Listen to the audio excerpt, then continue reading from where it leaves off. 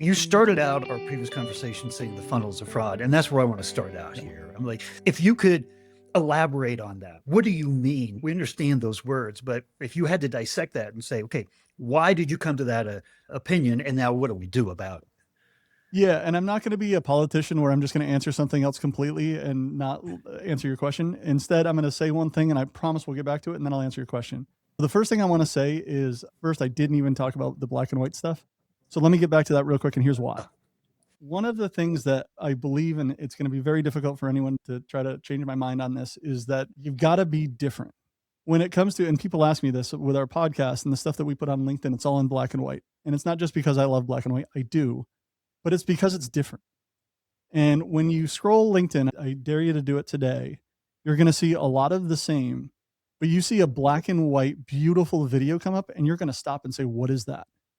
To me, I think the key to everything that I try to do in cybersecurity, especially on the brand side, is everything looks exactly the same.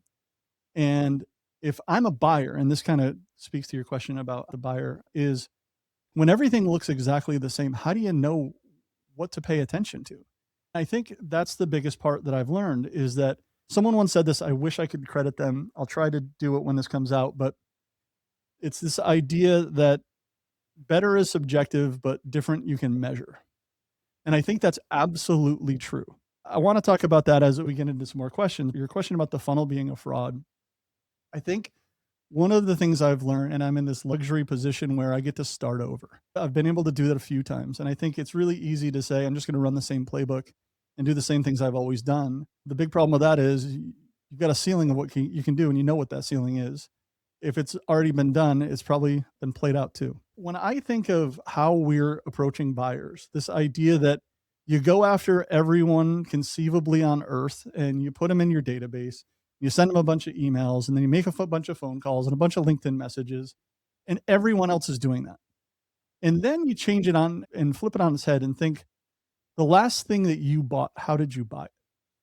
Was it because you went to someone's website and you downloaded a white paper, and then 2 weeks later you went to a webinar, and then 3 weeks later you got on a demo call, and then all of these other things happen in the no, like we don't buy that way anymore.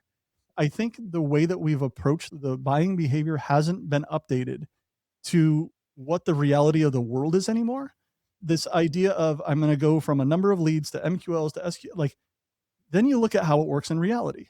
So someone became a customer because they came to our website, but at the same time, someone else went to an event. And then, by the way, our CEO talked to someone they knew at the company who then introduced them to someone else. All of that isn't linear and it's not in a sequence. The real answer is being able to create an experience and to create something where number one, it's different. Number two, it's interesting. And number three, it solves a problem.